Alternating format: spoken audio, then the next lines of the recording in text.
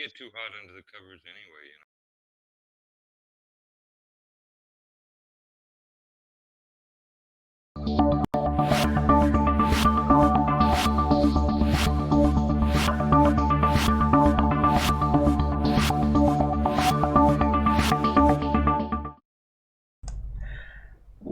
Well, we are back again with another show. Thursday, the 1st of October. Wow, I mean, this year has just gone so quickly.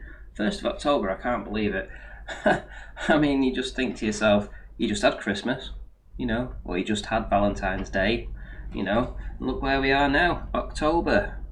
Who'd have thunk it, eh? Where's summertime gone? Where's this year gone? It just feels so, all over the place. I mean, 2020, what a write-off, eh? I mean, tell me, we've had some trauma this year, haven't we? You know, I bet if everybody thinks about it and all the hassle they've been through, they're going to write off 2020 as a year to forget, for sure. Anyway, right, back to today's show. So it's titled George Natchuk losing his mind live, trolling flat Earth. And indeed it will be, so I will get to that at some point. It should be quite the interesting, revealing stuff about this guy, especially his behaviour in Discord. So if you're not a member of my Discord channel, it's quite likely that you won't get to see the behaviour of somebody who's supposed to be very intelligent, somebody that's supposed to have a very good job, somebody that's supposed to be quite well respected in his field. But the way he behaves, I mean, you know, I mean, well, you'll see for yourself soon anyway, guys. Right, okay. Let me do a few shout-outs to some of the people we have in. We've got, wow, there's a lot of people already. Right, so I'm not going to spend too long on this. I'm just going to shout you out. Here we go. One Critical Truther, Bill G, Rob Keane, YouTube. We have, hang on, let's scroll further down. We've got Bill G, we've got, YouTube. He's setting up a new channel, BTIC2, to Miradell's channel. Yeah, I might talk about that in a bit, actually. We've also got somebody called Dick Earth Skeptic. Okay, nice to see you in there, Chris. Truth-smacking activist on the corner. Gleam is in the house. Anthony Burrows, Hugo Perez Fernandez. We've got Siziggy, Flat for Life. We've got, who else is down here? There must be, SC Montreal's in. Ian Adams, Danny D. If I'm missing you, I do apologise. Mason B, page 42, always here. Steve Hamilton, Gary Winbegger, Simsational. I think we'll call it Brandon Toy's in. Still Closer's in, Katatooni's in, Truth Seeker's in, Jonas Zen's in, One7's in, and I've caught up. Awesome, right, okay. Let's say hello to the panelists in Discord. Who have we got? We've got Travis in. We've got F. Evangelist in. We've got Jimbo. We've got Paige. We've got Rob Keane. And we've got Brandon Toy. How is everybody tonight? What's up, Ranty?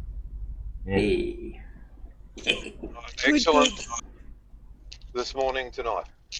Yeah, it's weird, isn't it? I mean, because we're all over this plane, you know, and we have different sunrises and different sunsets. You know, they place us in different time zones, essentially. I think you're in tomorrow, aren't you, F. Evangelist and Jimbo? Sorry, Paige. 6:30. Yep, 6:36 a.m. here. It's so weird. On Friday. Well, we're still on Thursday, so we've got to catch up. Go figure that. We're actually talking to each other, and I'm in the past, and you're in the future. I want to know what happens. Who said time travel couldn't happen? Yeah. We're doing it right now, guys. It's not actually time travel, and most people aren't aware, but the Swatch watch company has an... You're a bit low, Jimbo. Okay. The confusion, you know, the Swatch time company, they make watches and timekeeping pieces. They have a standard. It's at all the airports. Lots of businesses use it. People in the know, people who travel, who have to do business from North America to China, they use what's called web time. And web minutes and seconds are the same no matter where you are. That's why it works. So no matter where you are, you can make a web time appointment with someone and never miss, because you don't have to calculate no time zones. Are you That's why an it's affiliate of used. Swatch, Jimbo? I love Swatch. I mean, when I go anywhere, even the bus stations have it. I check the Swatch time or the web time by Swatch. More people should know about it. There'd be less confusion. But mostly, logistics people, military, other people who are travel frequently, jet setters they call them. They all use it. Some people who are like web specialists use it because it's important, and it saves a lot of well, what time are you in Japan? Well, it's 4 a.m. Well, I'm 5:50 p.m. and well, how do you set up a meeting that way? Especially if there are 2, 3 other people in different continents, different countries, different time zones. It's a nightmare. None of them do it that way.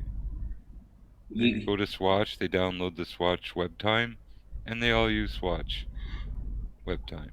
YouTube's a little bit upset with you, F Evangelist. He says that you should tell us the lottery numbers and stop being a meanie. The problem is 17, 3, 9, 45, 6. Paige, we've already 13. won There the you go. lottery. There we go. A professor in British And Columbia I'm not won the saying them again. equivalent to the 649 by figuring out what numbers would fall. He looked at the results over a year and statistically and which balls fell the first and the most often, and he chose the first 3 that fell the most often as his first 3 picks always, and the second 3 that fell most often as his second set of 3s. And he won twice, and then they pay him now not to play. Was there some systematic defect in the machinery or something that skewed the results, or did they ever pinpoint why he was able to do that? It should be random, right? It's not random. Even if all the balls are true weight within milligrams of each other and stuff, they're loaded in a particular order and they're hitting a certain anyway. It winds up that it's a frequency. It's not so much about randomness. There really is no randomness, because if he Wow. could predict through statistics and win, then it's about calculation. It's not about random. You can leave it to randomness, have your quick pick numbers or pull your own out of your arse, but that's not really looking at it from the point of view of logic and statistics. Logically, if one ball falls first and more often than any other ball, why not throw that in your combination? And if there's another number ball that falls second most, why not throw that in? Saying It's that, smarter though, than picking a number 48 that only falls 3 times in a year. yeah, but Why would you want to that, use it? saying that statistically, if you was to do it the other way around and think to yourself, well, the law of averages says that they should all fall an equal amount. So if one's or a group of are so far superior to the next, you should go to the least. Well, even to computers, even it out. We have to generate a random number to generate a random number. We have to choose one, somewhere to start. There's no such thing as a random number on a computer, yet for game functions, spawning sprites and stuff and locations, you need randomness. But there's no true randomness in the computer. So it's just generating positions in known places in a sort of ad hoc, arbitrary way, calculated by an algorithm of some kind. But it's not random. There's no such thing. If you look at a program that shows you how to program in like a lottery machine or something, a roulette wheel, you'll see where you have to program it. It's not random. It only has a set number of positions it can land on for the ball to land in a hole, etc. But in any case, it's statistical. It's not about chance. Okay, well, let's move on. Let's talk about something different. Have you guys noticed today's YouTube policy update? Bet you haven't. No. I saw No. your video, but I haven't gotten to watch it yet. Oh right, okay. So I haven't done a video. Who did a video? Did you say somebody did one? Paige. This should be fun. Sorry, my headphones cut out. What did you say? I say, did somebody say that they'd done a video on it or something?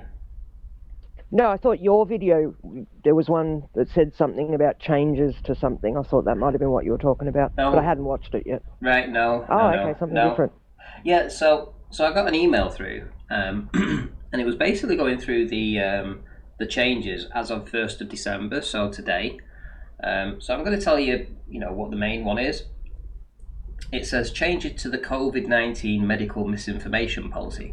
As of the 1st of October 2020, we expand our COVID medical misinformation policy and won't allow content that includes claims about COVID-19 vaccinations that contradict expert consensus from local health authorities or the World Health Organization, the WHO. So I'm going to click on learn more from that. Right, YouTube doesn't allow content about COVID-19 that possesses a serious risk of egregious harm. YouTube doesn't allow content that spreads medical misinformation that contradicts the World Health Organization or local authorities' medical information about COVID-19. This is limited to content that contradicts guidance from the WHO or local authorities on treatment, prevention, diagnosis, and transmission. Right? So it goes into a whole bunch of things that you're not allowed to do, which is anything essentially against this virus. Even the fact that if you was to claim it's not real or it's not killing anybody or anything like that, it won't be allowed, right? However, Yeah, don't you dare have a different thought to us. We're not going to let you.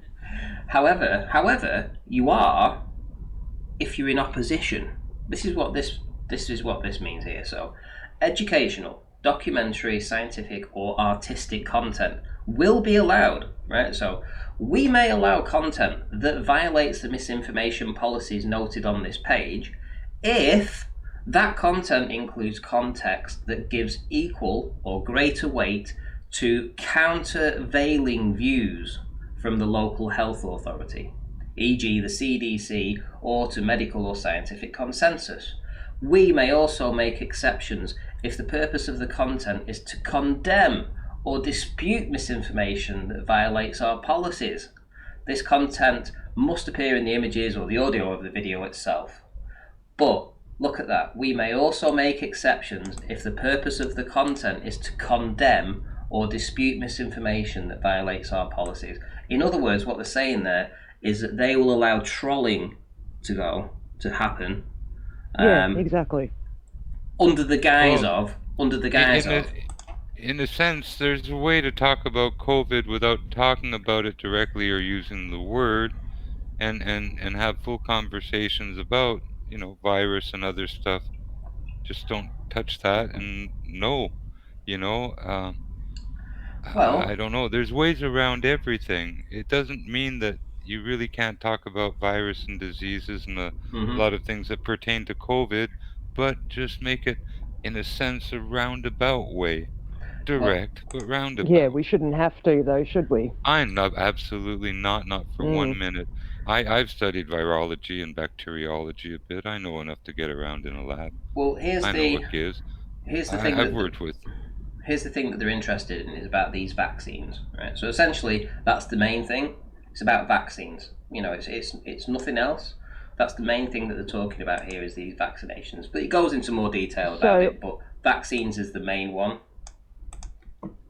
So all the people that have had personal experience with vaccines harming them or their children, they're not allowed to talk about this.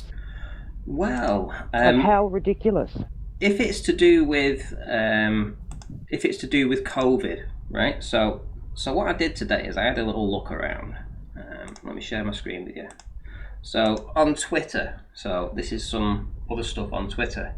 So Mo, Mrs. Moreland5915 says, got my flu shot on Thursday and my lungs have gotten so bad since then that my doctor is scheduling an emergency appointment first thing in the morning tomorrow. I've never had a reaction like this to a flu shot before. I thought that was quite interesting. Yeah. Wonderful. Very interesting. Let's go Hopefully to she'll know better next time. Let's go to another one. Kate Costello. I don't know if I was having a reaction to my flu shot last night or what, but I didn't think I was going to make it through the night. Wow. I mean, That's pretty bad. Holy shit. That is pretty bad. right. Let's go to the Don't next these one. people realise how sick they would have been if they hadn't had the shot, though? That shot has saved them from getting even sicker. Yes, that's true. Here on the Ranty Flat Yeah. Earth channel, we absolutely 100% back support completely everybody getting the flu jab and everybody getting every vaccination that's offered. Here on the Ranty Flat Earth channel, we support Please that. tell me this Even is go in and have sarcasm. them twice. Please. Yes, people Please should tell me not this is have a sarcasm. choice. Just make sure. Just to make sure. So, just so, in case anybody thinks about reporting the stream, If this isn't sarcasm, I need to stop coming into this channel. in case anybody thinks about reporting the stream, here on the Ranty Flat Earth channel, we always follow the guidance and the rules. Always. We never. You two, please deviate don't from kill us. No. that. So, You know how they prepare virus at the CDC, an antivirus? They use 4,000 gallon stainless steel containers, loaded up with, egg white or whatever they need to grow the rhinovirus usually, which is a version of the cold virus, and then they introduce into that 4,000 gallon what they want is a retrovirus to infect it, to later process it for the so-called vaccines. Right, let's move on to the next one. So, Cotter Commentary says, I just want the record to show that I got my flu shot yesterday and nearly died 3 hours later after not having a reaction the last 4+ years. Oh, man. Wow. Wow. Nearly died 3 hours later. Whew. That's right, let's move on. MC. Dude, one of my uncles got the flu shot yesterday and today he's in the hospital with 105-degree fever. He had a crazy reaction to it, so monitor your symptoms and go to the hospital if you get a fever over 102. Very sound advice there. If you do get a temperature above 102, you do need to go to the doctor. You shouldn't be getting a fever from a flu shot or any shot. Mm-hmm. There shouldn't be anything that's acting like, when your body temperature goes up, it's triggered a pressure type amine in your system. You don't sweat unless certain chemicals. We can't hear you, Jimbo. Body. Right, so let's move on to you was a bit low there, Jimbo. Let's move on to the next one.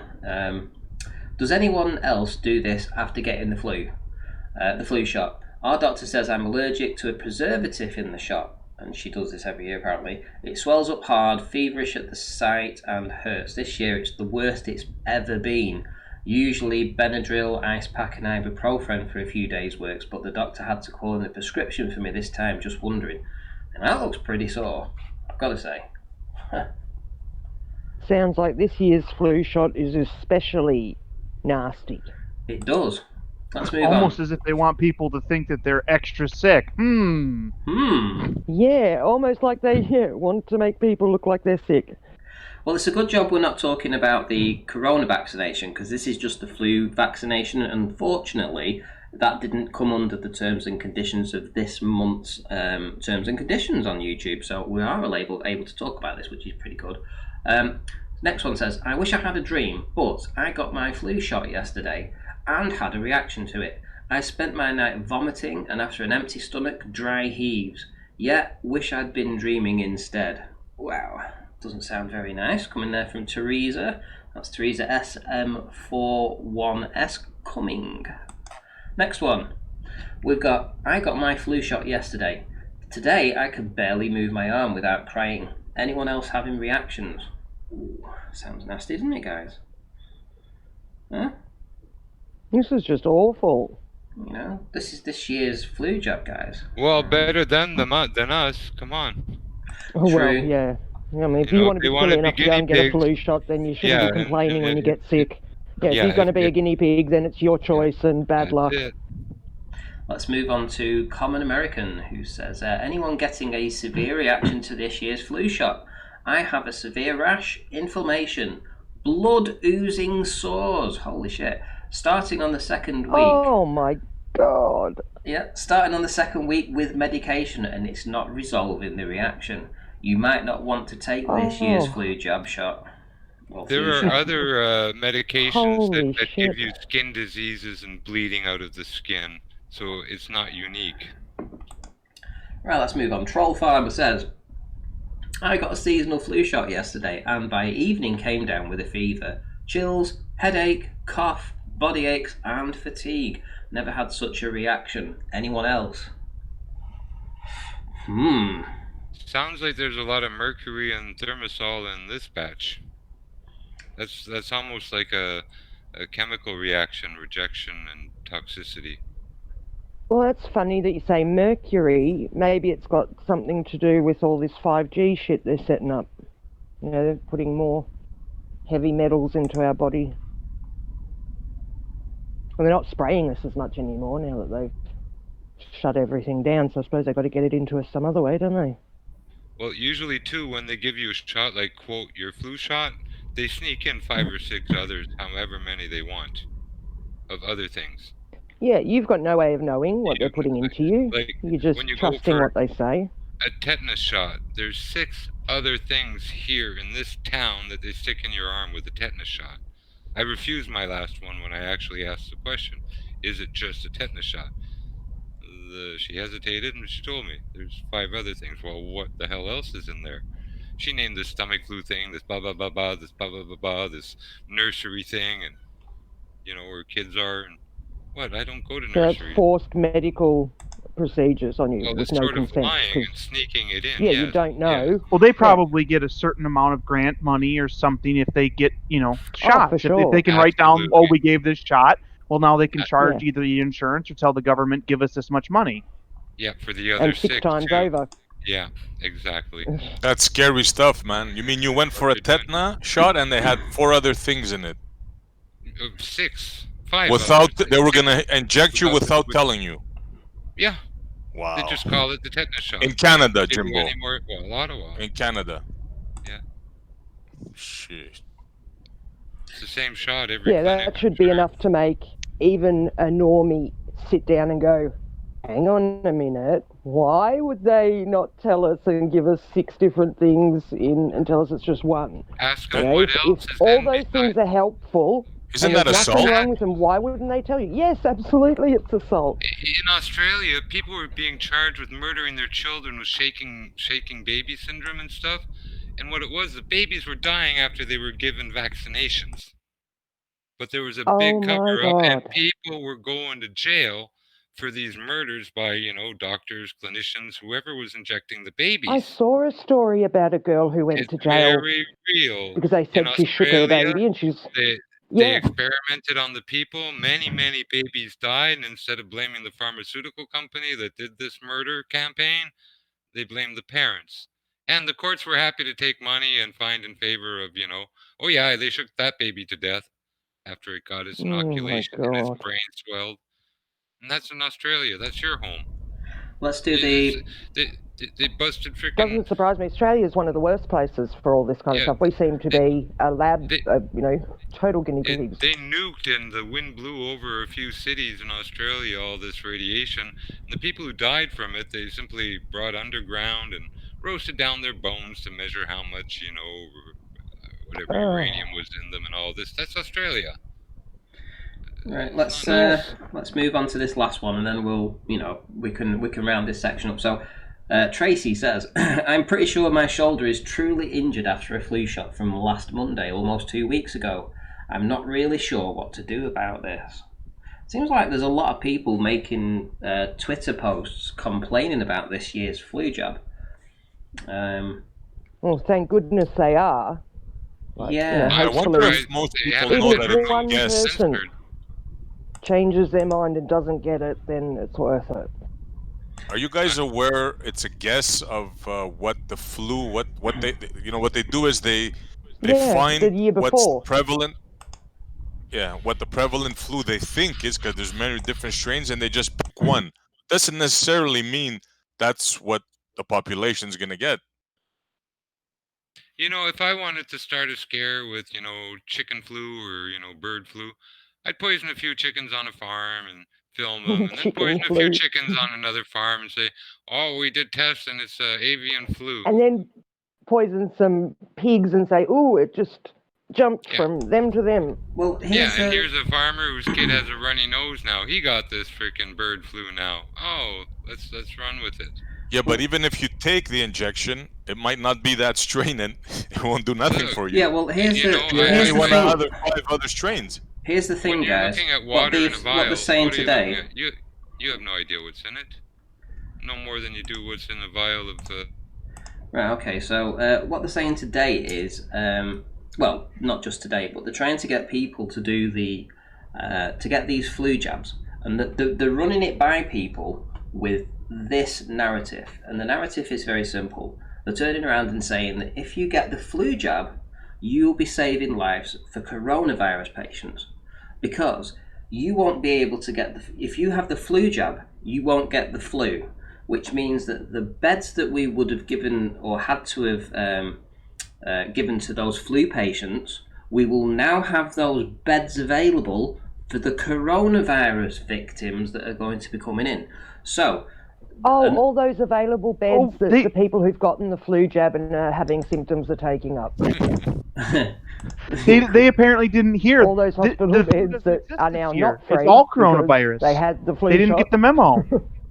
Yeah, but imagine this is what they're trying to do. They're trying to tell people that if you have, they were running a narrative. They were talking about in one particular report. I think it was a New York Times or something like that, that was saying, or the Washington Post, if your grandma went into the hospital, went into the doctors with a flu and a fever and all this, or a fever, and then your mother went in and she had a fever, and one of them had the flu and one of them had the coronavirus, they were saying that the doctors wouldn't be able to tell which was which.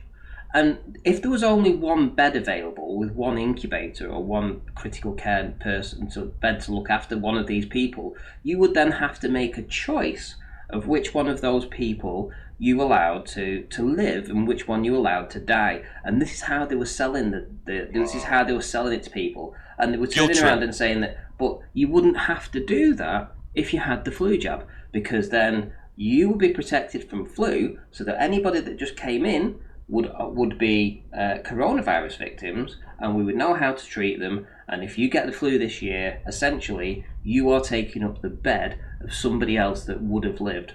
That's how they're selling it. Wow. They must have done some heavy think tanking on this one.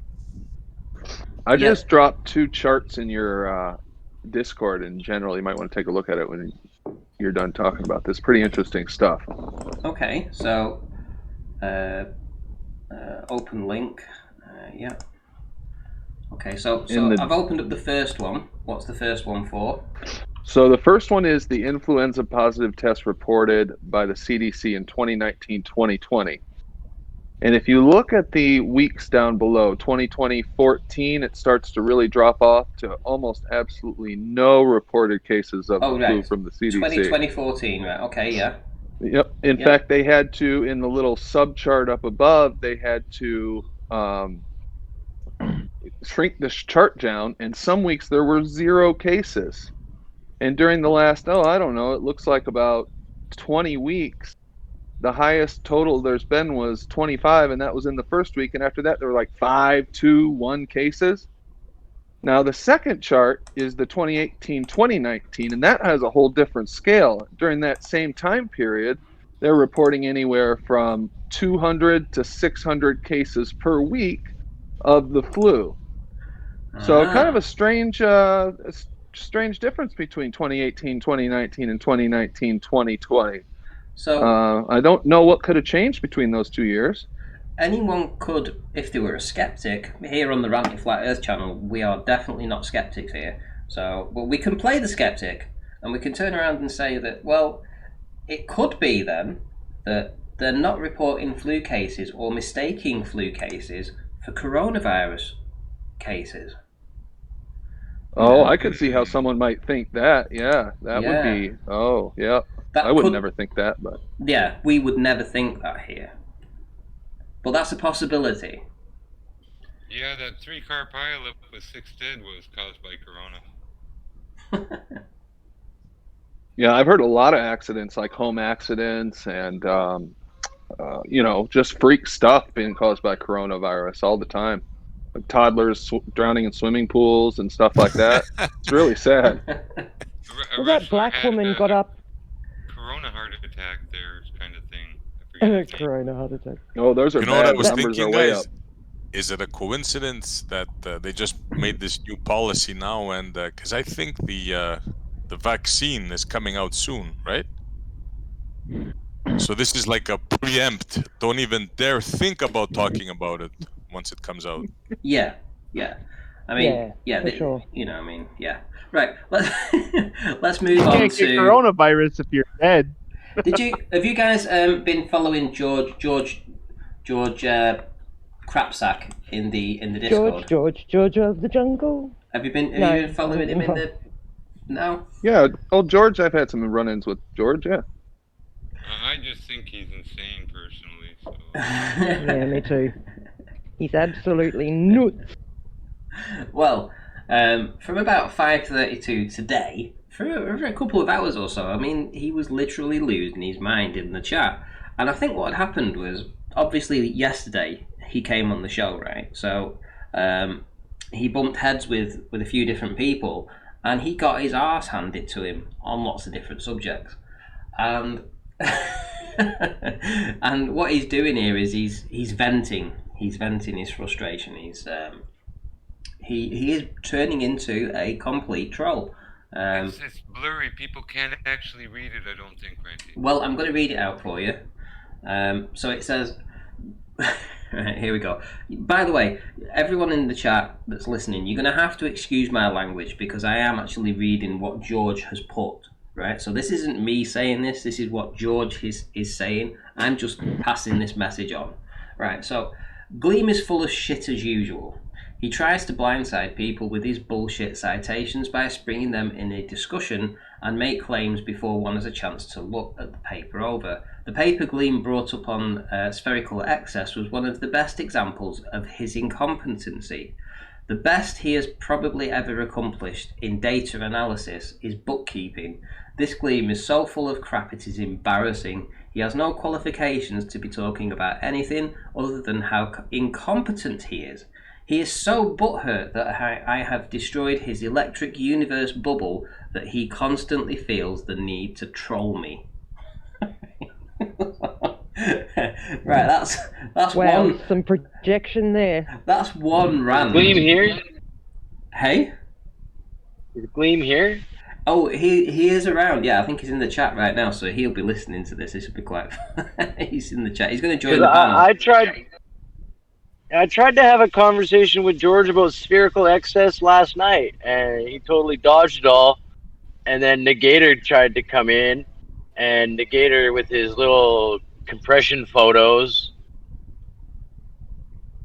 Anyways, Let's move on to his next post. So that was at 5:32. 8 minutes later, he posts another one. Here we go. This is for everybody.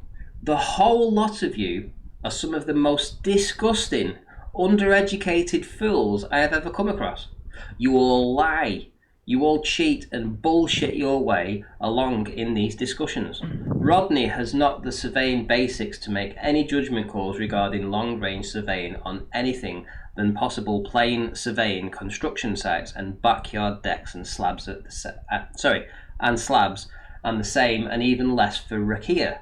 Gleam, of course, is just a little mental midget acting tough outside of his sphere of competency, if indeed he has any. You, of course, Ranty, have no competency at all when it comes to anything technical, and surround yourself with these idiots of the largest caliber to make yourself feel good about your inadequacies. Oh, fucking hell. Don't hold back, George. Is he talking?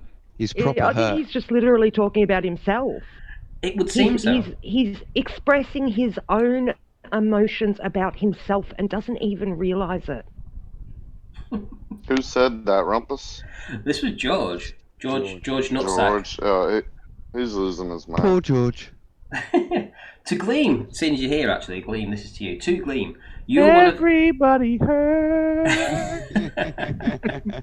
That was fantastic. To Gleam, you're one of the biggest jokes on the internet.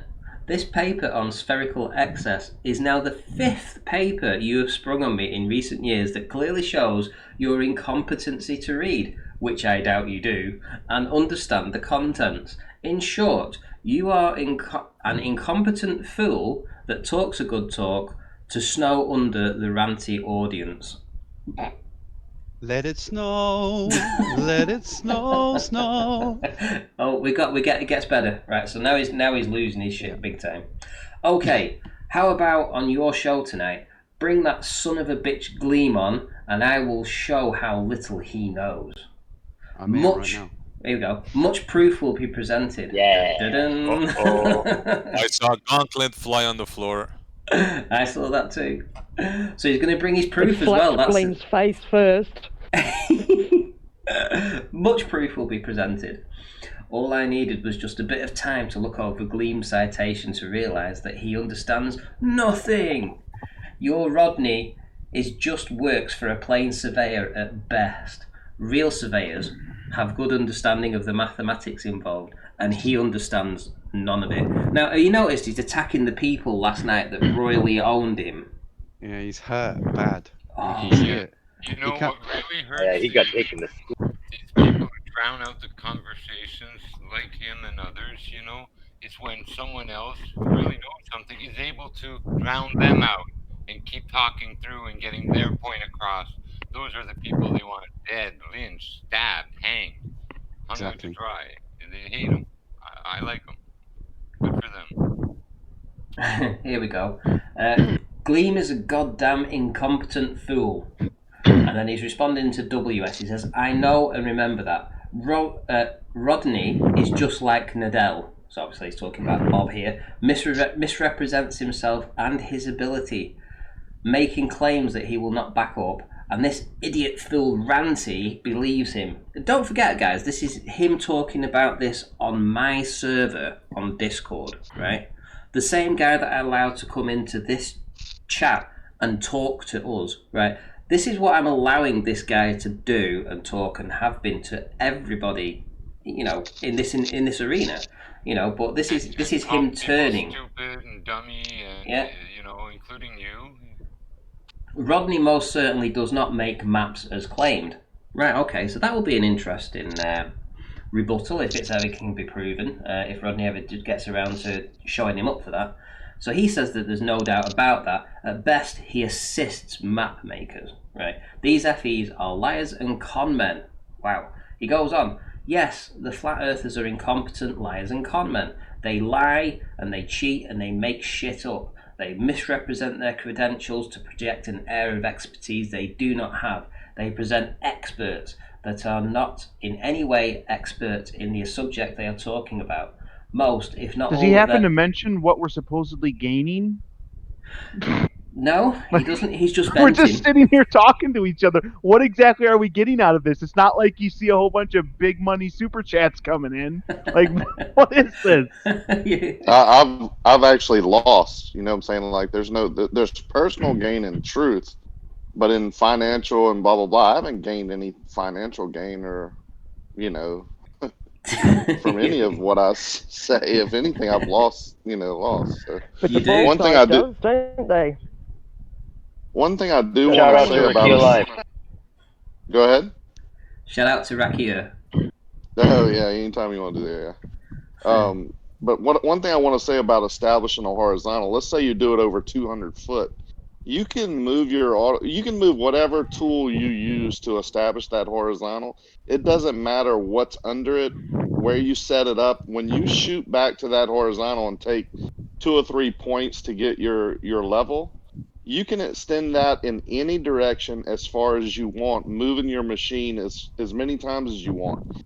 The earth under it or the water under it or the topography under it doesn't matter. The horizontal point, the horizontal line that you established, can extend forever over whatever. You're still just extending that horizontal line. It doesn't matter how many times you set up your equipment. What they're telling you is a lie. You see what I'm saying? You can set your equipment 2 foot higher or 2 foot lower and still gather that same data to extend that horizontal that you established.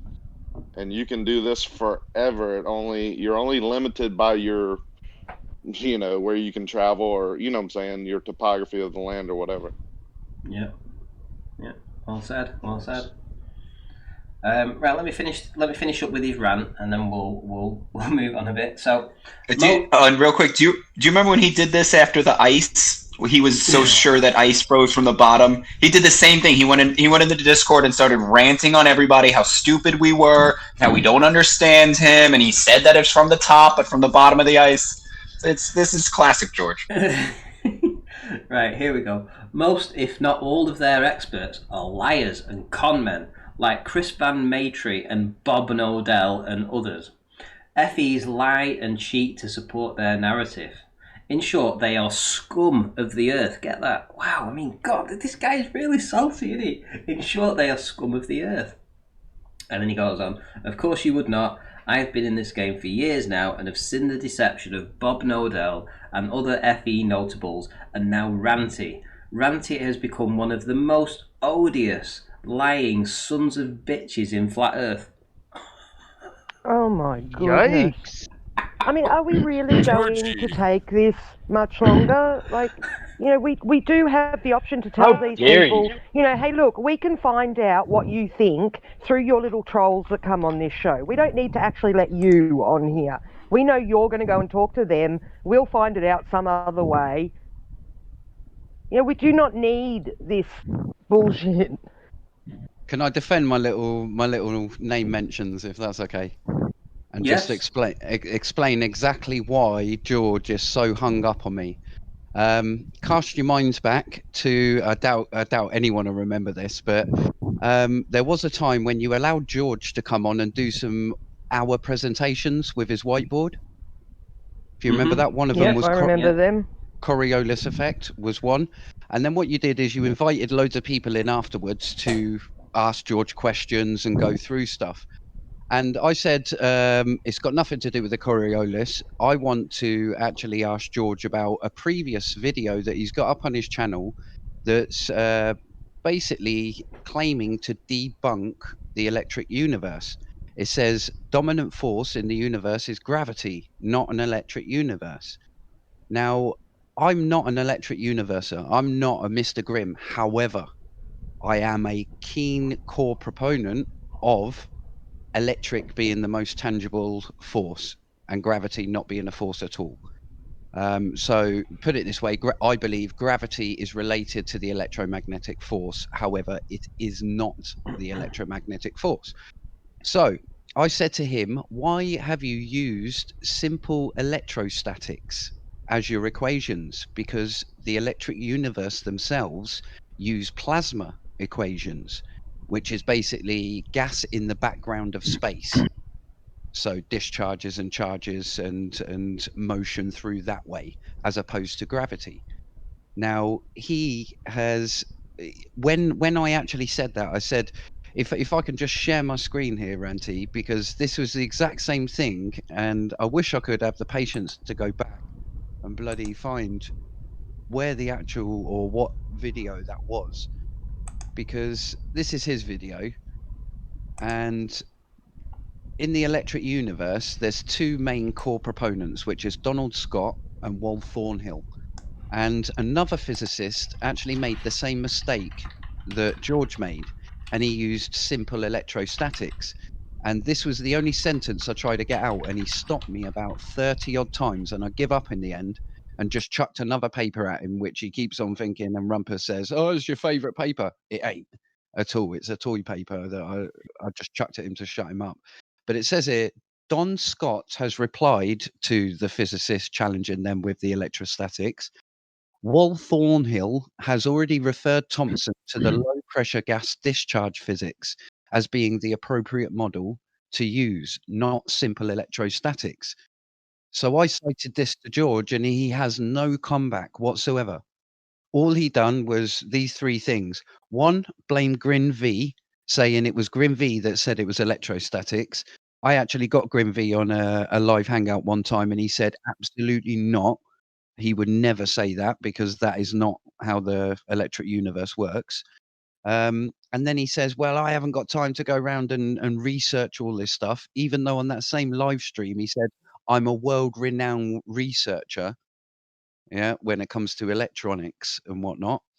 And he's literally from there onwards, that's it. He's made it his mission to consistently slag me off, say I'm thick.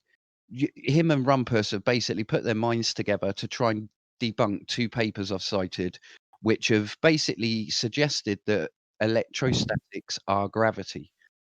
Now, they reckon they've debunked it and they're my favourite papers, which they're not.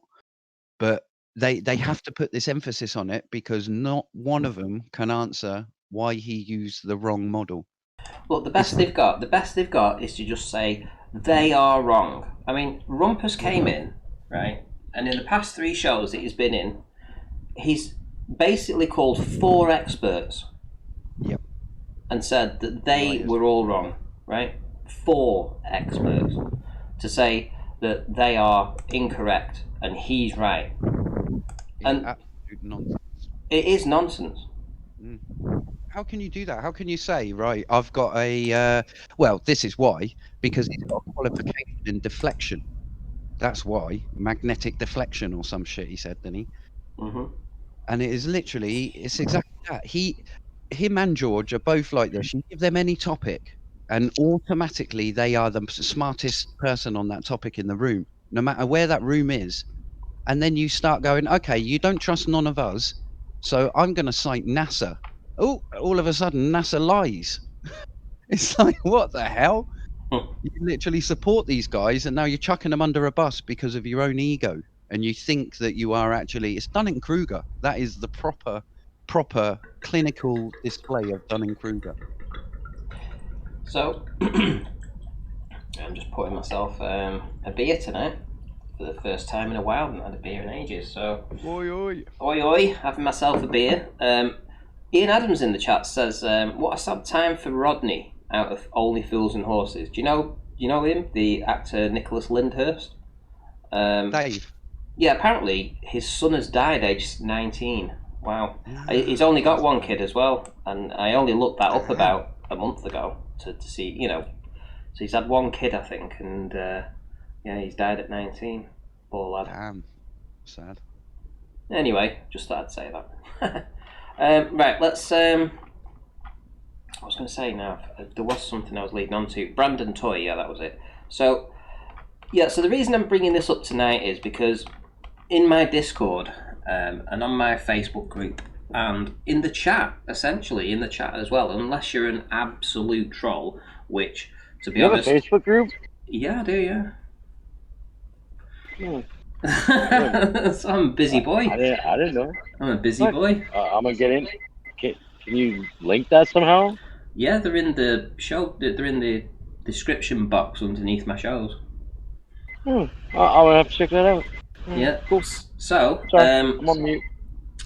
So yeah. So things are going to be changing around here, guys. I mean, as of tomorrow, which will be the last show I'll be hosting for a good while, maybe till next year, we've got Brandon Toy in the hot seat who's going to be taking over, and I don't know what his style of... Yes. I don't know what his... Hey. Nothing against you, Brandon. Who's bleeping? Nothing against you, Brandon. Who's got the Casio? Who's bleeping? Bleepy bleep bleep. Egg timer. That's Jimbo's Swatch. Well, listen. Let me re-clarify. So things are going to change around here, guys. So obviously, I assume that Brandon Toy is going to want to decide who he wants for moderators inside the chat. I'm pretty sure he's going to want to have new rules and things going on around here, and in the Discord too. So he's maybe not going to want these guys around. Up till now, I mean, I've been able to save your asses, but when he's saying stuff like that to me, and I'm allowing that. I don't know if Brandon's going to allow that. I don't know if he's going to allow you to say things like, well, let's just bring up that last thing that you said. To me, this was to me on my server. Ranty has become one of the most odious, lying sons of bitches in Flat Earth. Really? Where did But I... what about his Lysol comment? Hold that on. was disgusting. Yeah, that too. I couldn't find that. I was looking to I would try have and banned find his that. ass, Ranty. I would have banned his ass. But where did I become odious? Yeah, same. Where did I become lying? Right? And when did I become a son of a bitch? You know? No, it's projection, Ranty. He's talking about himself. So, my question here is that Brandon Toy, maybe this is an opportunity for you to now express what you're going to be wanting to do with the moderators around here, how you're going to want to run the show, you know, what you're going to allow in the Discord, perhaps, you know, or maybe you need some time to think about it. Who knows? Well, listen, right now, my intention is to pick the ball up and keep it moving forward, and you know, keep the band together as much as possible. And the show's good already; it doesn't need a big overhaul or anything. But I do have somewhat less tolerance for, especially the just flat out name calling and nastiness. So, you know, I'm not planning on mass banning anybody or making a bunch of mods or anything. I'll probably just pick it up where you leave off. And if decisions need to be made, then decisions need to be made. And I might reach out to a couple people to help me mod or whatever, but we'll see how it goes. So I'm going to play it by ear right now. But I really do have a dislike for the certain behaviors that go on. There you go. So, here on this show up to now, you've had a pretty easy run of it. You've had a pretty easy run in the Discord too. You've been able to basically get away with saying this kind of stuff. Because to me, I'm a pretty easygoing kind of guy. You know, obviously, you know, it's not always water off a duck's back. At sometimes, you know, things, real life problems get in the way, and I might snap back because I'm in a bad mood. But my general demeanour in this whole environment is one of pretty easygoingness, and it's going to change, guys. You know, I mean, you've got Brandon Toy here who's going to, you know, maybe straighten the ship out a little bit tougher, you know, so you've got to prepare yourself for that. So if you're going to be a glober and the trolls in the chat, you're going to have to be careful about what you're saying if you want to stay around it, you know, simple as that. Oh, and I've got an operation date. Oh, fantastic. Finally. Yeah. Awesome. Which year, Ranty? Well, I got a phone call. 2025. I got a phone call this morning at about 10:30. And I noticed the number on the phone, so I knew immediately it was from either my doctor or the hospital. So picked it up, and they said, yeah, this is the surgical ward or surgical whatever. And I went, yeah. Well, we're phoning up to offer you an appointment. I said, yeah, I'll have it. He said, well, not told you when it is yet. I said, don't matter, I'll have it. Right, okay.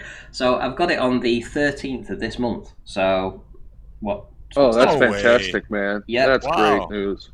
Yeah, well, it's great news and bad news because it's like one step forward and one step back, and it really is. It's like one step forward, one step back. I had to phone up my new job and tell them, and I was due to do some training tomorrow, and then start on Monday. And basically, because I'm going to go into this, I'm going to have my operation in less than a couple of weeks, and I'll be out of action for several weeks, I should imagine. You know, they can't employ me.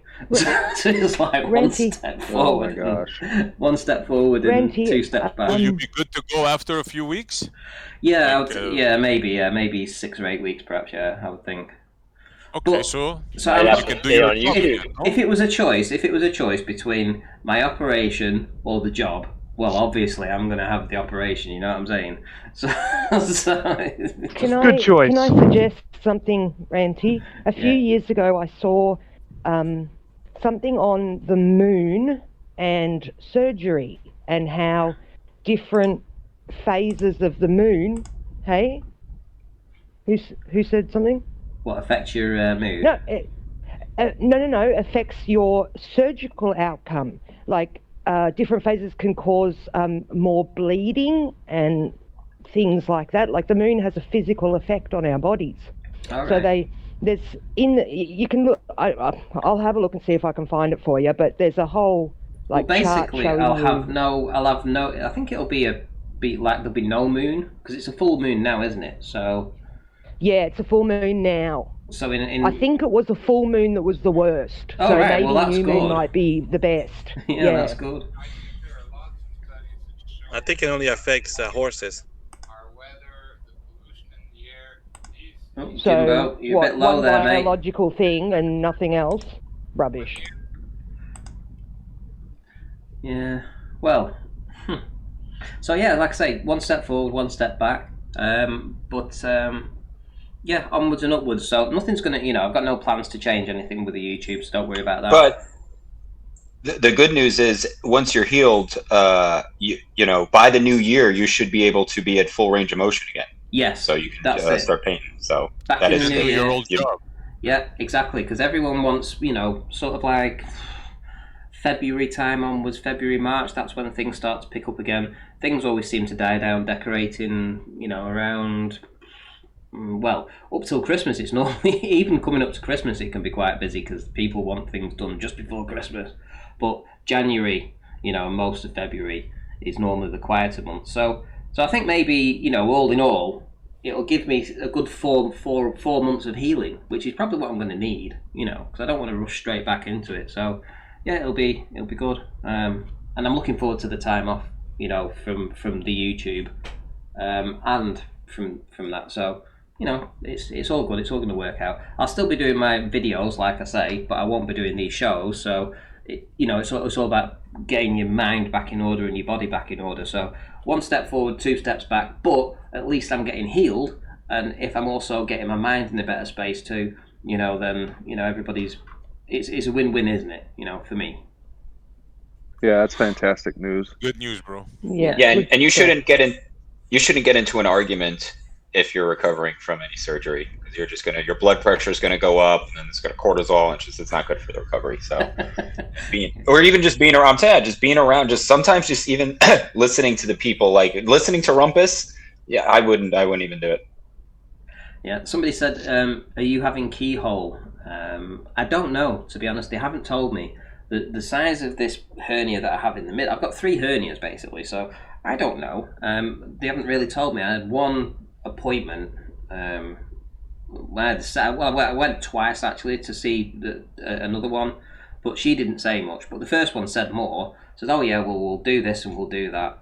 But I don't know what they're going to do now. It could be keyhole, or they could open me up, because I've seen some of the pictures online of people that have had a similar size hernia to me in the same spot, and they seem to get opened up, from right down the middle, from the chest down to the fucking belly button. Do you know what I mean? And I'm like, I really don't want that. Yeah, and like I said, in the vet, whenever we would we did a lot of hernia operations, and usually the scar is at least as big as the hernia that you have to repair. Yeah, well, it's about 7 inches, isn't it? it's about 3 inches wide, or maybe more, 3.5 inches wide, and it's about 7 inches long. So if they can repair that through a keyhole, that would be good. But I'm preparing for the worst, I suppose. It's tough to do an orthoscopic on that, because it needs to be sewn together, with dissolvable stitches. And orthoscopic's more when you're just kind of poking around, maybe cutting some cartilage and pulling it out. Very hard to do stitches orthoscopically. Well, see what's what. Right, we are joined by Hnatiuk. Joined by Hnatiuk. How's it going? Or is he going to stay on mute? Well, if he comes back, he'll come back. He's in there anyway, he's listening probably, he just doesn't want to address some of the people. I know Gleam's waiting for him. Hi, George. You're referring to me. If you're going to refer to me as George or Mr. Natchuk. This nutsack shit has got to quit, Randy. You odious little trolls. Nah, ain't going to quit, mate. Ain't going to quit. You're going to be called whatever you want to be called. Odious little trolls. Now, fuck George you, Nutsack. Oh, I love you, Paige. I love you. I love you. I love you. Shout Bro, out he's to you're having a bipolar. breakdown. Look at him now. Yeah, now he's on the other spectrum. I'm telling you, this is Gleam, It's regressed into a Which child. George are we talking to? some of the stuff. Which Gleam, I'll be George are more we than happy. I'll talking be more than to? happy to answer Rakia, Gleam, Mr. Bob Nodal out there. You can't I answer. have some You things keep to on say to getting him, stumped too. when I ask you why you chose the wrong where do you wanna equations. start? Why did you choose the wrong Why equations? You chose the wrong equations. He's asked you 50 million times. I did not choose the wrong equations. Gleam knows nothing about plasma physics. At least got I nothing to have do an with me. electromagnetic background and know about Maxwell's equations to know enough about It's got plasma nothing to do physics that. Right, let me take this opportunity before these guys get into this to thank Plain Walk, and I believe Plain Walk is the Globe Earth channel out there that's actually given a super chat. Says, "Here's to a speedy recovery." So, thank you, Plain Walk. I didn't expect that, but really appreciate it. Thank you very much. There's no point in him being here. I can't hear. Yeah, Jimbo he'll very mute well. Jimbo. Audio He's gonna very mute low. Jimbo eventually too. The other day he was like, "Oh, I can't hear this person." I think it was Ali, and then I've they were never, like, "Oh, you got it muted." And then he was like, "Oh, I fixed it." He never left the room, but amazingly, you can hear Ali again. That's because he just mutes people. Anybody who can make George sound No, stupid, I only he mute mutes. the assholes, right the hand. Yeah, and there you you're go. not Yeah, worth I gotta say. listening to, and I'm not addressing Yeah, I you know. anyway. Okay, I've yeah. come on here to address. Yeah, I know, because you Gleam, can't to address anybody who can Rakia, address you. and what any others that were on last night when I was very tired. I'm refreshed now, and I'm ready to address Yeah, I have a any question. of the issues that you want to bring up. Yeah, I have a question, George. Can you use a theodolite over 6 miles to get an accurate measurement? Oh gosh, I don't know what's going on with Discord here. I see names light up. Oh, here we go. It started already. He can't. He's got Rakia blocked now because he can't answer the Rumpus question. Here. I'll tell you, yeah, this is Brandon. I'm just saying, Brandon's a military I'm guy. looking He runs a forward to tight Brandon, ship, regiment. Landmines and claymores and camouflage. Enjoy your abuse and your time here, because I have a feeling when thing next here, are week you comes, just going you to won't be jar, or allowed we're here. going to discuss issues with? Can you hear me now, You just said you're not going to Rakia and discuss others? anything because some people are assholes, and then you fucking rock. He asked you a question. Can you use George, the can you theodolite hear over me? 6 miles?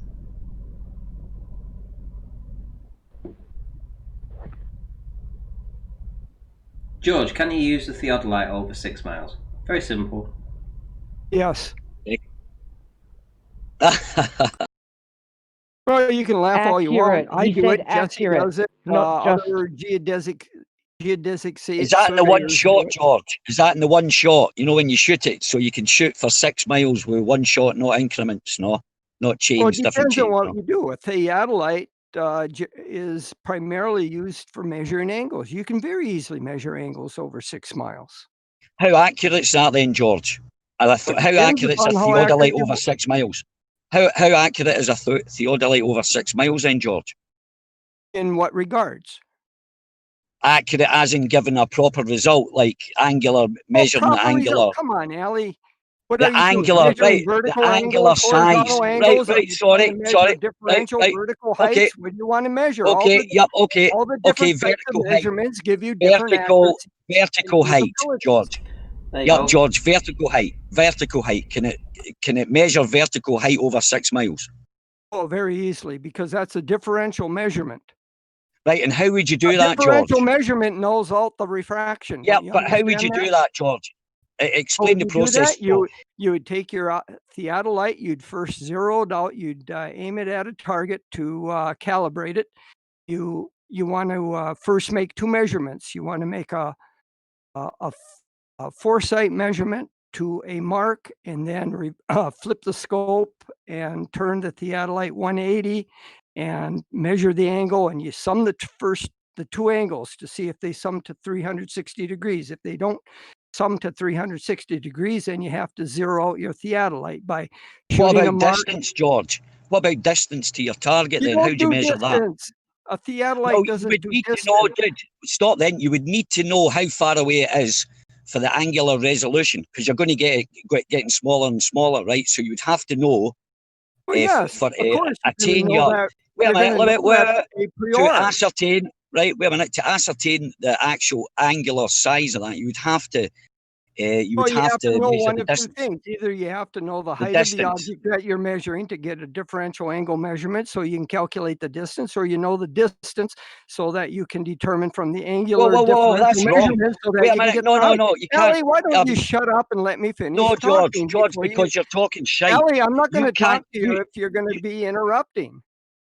Oh, I'm not Allie's going gonna to get talk to you muted if you're going too. to keep constantly interrupting. Again.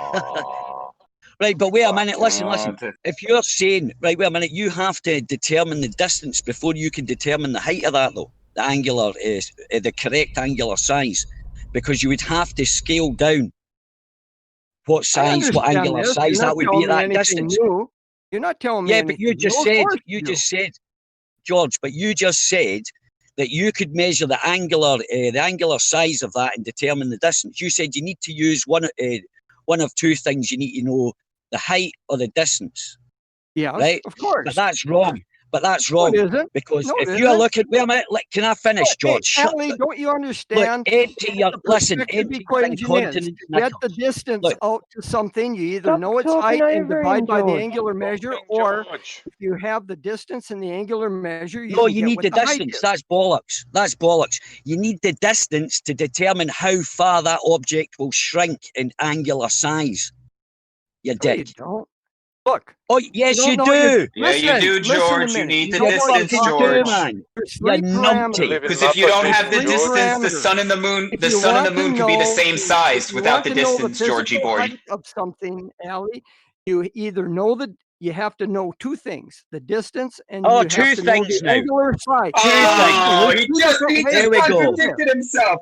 Not 2 minutes No, I'm ago, he said not. you didn't need the distance. You said not 2 one minutes of ago, two you Said said things. you you didn't don't need need the the distance. distance. You George, don't need you're the distance to senile. have the You're angular You gotta get senile, back measure. on your George. medication, You're George. Angular senile. measure is Yeah, George, are you empty only those taking in one continent pill? blank. It's 3 pills. You got to take your afternoon and your evening pills, George. I think you're only taking your morning Don't one. you guys You're being understand that forgetful. angular measure is independent of distance? Okay, so you can get an angle. You can You get an don't angle need of what? What are you distance to getting an angle of? determine angular size, Allie. Don't you get that? Yeah, but you won't be able Okay, to so, but determine the height angles of and it. angular size is Wait a minute. different. Wait a Well, minute, I but you just won't be said able to that. determine. I just said George, that. George, Allie, there's three things. No, Allie. Oh, There's three now.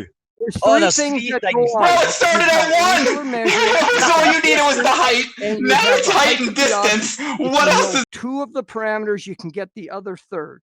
If you know the distance and you know the angular measure, you can get the height. If you've got the height and you know the distance, you can get the angular measure. And if you have the angular measure and the height, you can get the distance. No, but all right, George, stop. Then let me address that. Then, right, but if you take the angular size of it without knowing the distance, you can't get a reading off that. You can't determine how high that object is, and that's not the proper angular. So what do you want to know? No, I didn't. Yes, you did. Yeah, you did. You No, I said didn't. that 5 minutes ago. Oh, Allie, That's the whole shut point up. of this. Jesus, you're such an odious. You're now an that's idiot. my must word. have read Hey, that George, word. George. He just learned Wait a a minute, new George. word. Yeah, he's George using learned it a new word. every Found George's day. new word. He learns a new Let's word. reset, Allie.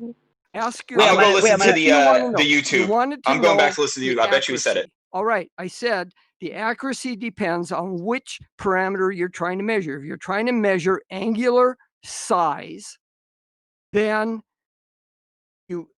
you're subject to the setting accuracy and the reading accuracy of your theodolite. You can do a differential measurement to get angular size, and that is independent of refraction. The refraction gets subtracted out. So I never in taught principle, refraction. if you Dude, know the I never distance taught and you refraction. get the angular size of an object, you can get its actual size, its actual physical size with very accurate determination. Oh, here's George's of bum chum, the refraction. bumpus. The bumpus is in. Here's the bumpus. Let's hear what he's got to say. Ranty, why have you turned George's Oh, volume fuck, down? not both of them again. Ranty, Didn't we why have have you turned this George's torture volume down on the yesterday? stream? Because the lower the Tag volume team of page. shit. Sorry, just a minute. Hold on, Why just a have you second. turned George is volume down? George is not lower. George is the Well, same on the height. stream, George on is the the stream. He is much quieter than he right. is George, here. George, speak away. Oh, bad Speak luck. away. Speak away, George. Speak away right now. Okay. Right. I'm just saying. Right, hold on. Just hold on. Sounds fine. Just hold on. Don't you and nobody speak. I just want George to speak. I'm trying to speak. Right. So speak. So you see this bar at the top. This says the audio mix. This is a desktop audio. Right. So anything that goes just between the red and the yellow is exactly the same as everybody else. Go ahead, George. Well, Okay. Stream, I don't know. Than he is in here. Right, Rumpus, please. I don't know what Ali's beef here is. He's tried to ask me what the accuracy of a theodolite is, and I was just trying to tell him the angular measure, a differential angular measure, can be done quite accurately with a theodolite, regardless of what the refraction is, because you make two measurements. I didn't mention refraction, you subtract George. them, and the refraction subtracts George, stop. So You're then bringing all in- you need to know is a distance to the object. And if you know that precisely, then you can get the height of the object, because the angular measure of that object is very precisely known by using the theodolite. So Ali, what's the you problem said here? earlier, Ali, you said earlier that to determine angular size, you had to know the distance. You were completely wrong, and George is completely Okay, I just went back, and George said, "Hold on." I just went back, Ali. I just went back. All right, I then listened to be it, precise and hang don't on, try hang on a to minute. say I'm wrong George if you don't said state the verbatim. your He problem. said verbatim, correctly. you need one of two things. He said verbatim, you need one of two things. You need the height or the You want me distance. to answer something So correctly, you need to at least state your, not your 2 minutes problem later, clearly he says you and need two precisely, things. so that I can accurately He said it answer. was a differential measurement. You only need one of two. What do you mean, shut up? I So don't George- listen George to is right talking George is a liar. through all of that. George, right the is a hand has just complete proven liar. you're a liar. He's just Oh, basically yeah. went back and said that you George- specifically said one or the other. Two things. George, He said you need one of two things. You need the height to get. He said to get the angular size, you need one of two things. You need to know the height or the distance, because it's a differential measurement. That's where those are his exact He words. was asked to do two things. One was to determine the height, and one was to determine the angular size. And Ali B Wrong. incorrectly. No, he asked them for angular size. He said to determine the angular size, you need to know what you need to know. And George said to determine the angular size, because it's a differential measurement, you need to know one of two things. He was in the middle of answering two questions, and it was No, mixed he's Let's complete move on. What difference does it make? I've Then you're stated wrong. it. You made a mistake. What difference does it make? Let's move on. So quick. Are we No, going to you sit have here to for admit, an hour if you don't admit arguing what? if you don't admit you're wrong, you're never going to change. I'm not Ali, wrong. he I'm was saying wrong. Okay, I told then you you need then we're not to. moving on. Right Then hand, we can't move on. You said right hand, Ali, get Ali to admit that he was wrong when he said you needed to know the distance to determine the angular size. And he said it several times. no, he didn't. He said you didn't know. He said you didn't need to know the distance. He said you didn't need to know the distance. He said he can get it from just the height.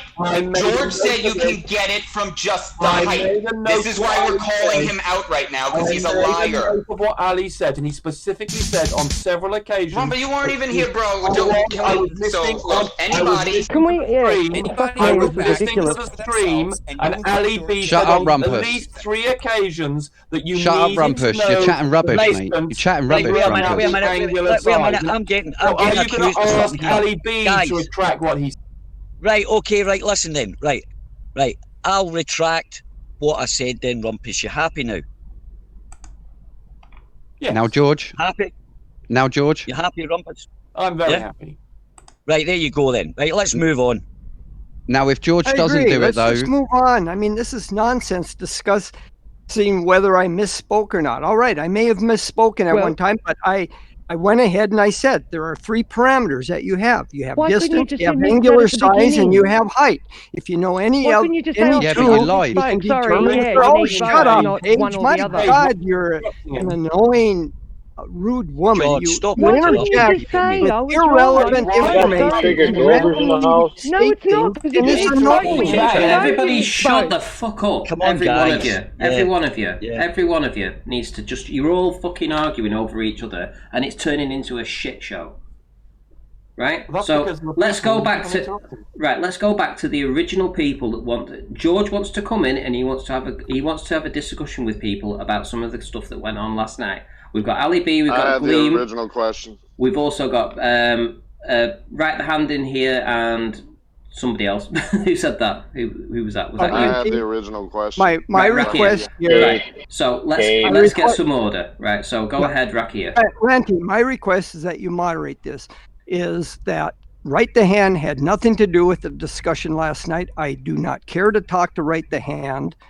And I wish you would just mute him, because all he's going to do is interrupt and All right, disrupt George. the Right, George, you've discussion, got your point okay? across. Rakia. Is that the same for Rumble? Rakia, go for you. Let's move on. Go ahead, George, Rakia. can you hear me? George, can you hear me? I'm not hearing Rakia. Make sure you don't have him muted. He doesn't have him muted. Yeah, he's probably. How do you know, Rumpus? He's probably muted him. Hang on, I need to reset my audio. Okay, now try Rakia. That's a new name for. That's a new name for unmuting. No, sometimes I have to restart the go into the settings and restart because I see names flash up, but I don't hear their audio, and they're up at 100%. So let's try it now. Rakia, I reset. Rakia. Sure, George. Can you establish a horizontal over 6 miles and be accurate with your measurement? Define accurate. You define it. I did last Zero night. angle. I told you, yes, Tell you him can zero do it. What you're going to have is when you look through an auto level or a properly adjusted theodolite, the crosshairs establish your horizontal. That is as far as you want to look. It can go out to infinity or whatever. What's going to change is the background with respect to that horizontal as you encounter more or less refraction. The image in the background will change, but you will have an accurate horizontal set. But if the background, what you're measuring, is changing, George, how can you be accurate? It doesn't change that much in stable atmospheric conditions. I can show you where I can, out at 3 miles and 6 miles, looking at my targets, the crosshair stays stable on that object over the course of hours until you start getting around an air mass coming in that changes the air temperature, or you're around sunset. Then the air temperature is starting to change dramatically, and then you'll see the background shifting. But for most of the day in the mid-afternoon, under stable atmospheric conditions, that background stays stable with respect to the horizontal, and you can be guaranteed that that is an accurate shot. George, you also mentioned multiple accurate measurements shot as well over to help you 6 eliminate miles through a reflection. stable atmosphere over 6 miles. There's no such thing as a Yes, there stable is. atmosphere. This is your claim. No, this is your claim. You're a plane surveyor, no sir. refraction. You know nothing about shooting You're distance. claiming I know nothing is about as dumb as you can be because you don't know me. No, it isn't. And You you have know that there is demonstrated. no now let me refraction days. Okay, Rakia, let me ask you this question. If you set up, start with an auto level, you put up your rod, you shoot, you put a mark on that rod, you shoot to the rod and you put a mark on. That's your back sight, okay? Now, say you have that rod spaced, let's just say 75 meters away, and then you do a foresight and you set another rod another 75 meters away, and you shoot and you make a mark on that rod. Now, those two marks are going to be at the same elevation and level. Do you agree with that? Horizontal. Forget about horizontal. We're not talking horizontal here. I am. Yeah, he's not. He's doing the explanation. He's asking the question. We'll get back to horizontal. I just want to step you through this real quick. The question was about You set up a rod. You set up The question was, can you establish a horizontal over George is 6 asking miles? I already answered That is the question. Yes. Moved on from that. Yes. And now George is asking a question about Rakia to establish whether or not he knows something we didn't about move the on. Yes, he didn't yes, move on. He said We never. Wait, he Just said saying yes refraction. is not the answer. His sight line is the horizontal. That's what he's going to tell you. He'll tell you he sees in a direct You're horizontal. getting all this stuff jumbled up and it's becoming a mess. Let's take a Well, step George, at a you time. stated that on refraction would affect it, but you have non-refraction hours in the day, and that's nonsense, sir. No, it isn't. You may have. I have you may data. have times I where have your data and data is the observations to same. show you that. Rakia, stop this. Let's You take this interrupted a me, step sir. at a time. I want to demonstrate whether or not, I want to know whether or not you understand the use of an auto level on a curved Earth? No, I don't, because I don't use it on a We curved don't Earth. experience a I curved established Okay. it We will horizontal. determine. All right. Okay. Let's see if you know how to use it on a flat Earth. Okay. We'll take you through this right now. You set up a rod. You set up your theodolite, say 75 meters away. You shoot to the rod. You put a mark on your rod. This is your back sight. Now, you rotate your model level 180 degrees to do a foresight He's to just another repeating rod himself. set up He said this 5 minutes ago. 75 meters away, and you put a mark on that where the crosshairs hit. And if Now, they do don't add you up to agree 360 or not degrees, agree that those two marks now are at the same Groundhog Day. elevation and are level? Yes or no? I'm sorry. You asked me, are they at the same level on the rod? No, they're going to be a different number on the rod depending on the No, topography of where your forget rod about is. numbers. We're just putting marks. I don't Yeah, care it's going to about. be a These horizontal. are rods without numbers. All I'm Yes. doing is a back sight. I put a mark on it at the Yes. crosshairs. I If do you a leveled your foresight. transit correctly using your bubble level, and if it's an auto level or whatever, if it's leveled correctly and no human error, yeah, it will be a horizontal over that distance. Are they level? They're Are horizontal. the marks Yes. level? Horizontal. Yes. That's what it Are does. the It marks creates a horizontal. level? Are the marks level? Level to each other? Yes. Horizontal. Okay, good. All right. Now, let's move our auto level ahead now. Another 75 meters. Mm-hmm. So we have a mark on pole A, pole B. Now we install a pole C. We move our auto level 75 meters ahead. And then we put another pole, another 75 meters out. So we're at the same distance from the auto level. Now we do our back sight to pole B that we put the mark on. Now we rotate 180 degrees, do a foresight to pole C, put a mark on it. Now, are those two marks at B and C level? It depends on if your level is at the same exact height that you set your first two benchmarks. Oh, God. But you can shoot back to both the marks no matter what doesn't your matter. elevation is. Yes, The it height does. of the auto If you level just shoot doesn't one, it matter. does. If you just shoot one, it does. If you back shoot both of them and get that horizontal plane, you can extend that as far as you want, no matter what the transit is set up on. That's not what he did. I just can't He get didn't anywhere. describe that procedure. This guy. All right, one second. Sorry, Rakia. Sorry, mate. I want to say to George right now. The original question was, I asked you the same question as Rakia, but I said, could you shoot it in the one without doing increments, right? But now you're talking about going 75 meters, 75 meters, 75 meters. Now Yes, you're we're telling going us, increments. We're going increments. I want to demonstrate something with this. George, one second. But you did say, when I asked you specifically, could you shoot it over 6 miles without the increments? And you can go back and listen to this. This is independent of that. This has nothing to do with that. I want to demonstrate something here. We can address the 6 mile shot. Yes, you can shoot a no. That was the question, though. Allie, Right, I'm not wait a minute, addressing your question. George, Racky please. and I are talking, not you. I will address your Rakia asked you the question later, question, but right? But this was thing part of my in George, step has please, nothing to do mate, with George. your question. Come on. This has But nothing George, to let me do finish. with you. George, well, yes, it was, because it was the same, George. It was the same question. No, and it's you not answered the same me. question. You answered. Yes, he did. Oh my God. He asked you if you could Hey, shoot a can you line please 6 shut miles like what I Ellie did. up.